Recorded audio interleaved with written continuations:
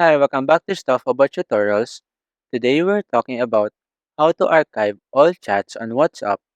Maybe you want to declutter your chat list or you want to temporarily hide all your conversation without deleting them.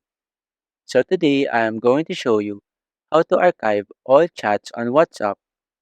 Check video description and I will try to leave the written instructions. So let's start. First, open your WhatsApp application and log into your account. Once you're logged in, you will be taken to the main chat screen.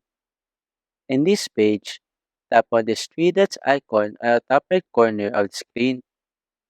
From this menu, tap on Settings. In this Settings page, tap on Chats. Here, you will find various options related to your chat settings. Under Archives Chat section, tap on this Chat History option.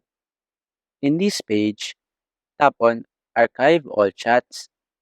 A confirmation prompt will appear asking if you want to archive all your chats. Simply tap on OK to proceed. After that, all your chats, including individual and group conversations, will be moved to the Archive Chat section. You can access this section by tapping on this Archive option. Archived chats will remain hidden from your main chat list, providing you with a cleaner and more organized view. However, they are still accessible whenever you need them.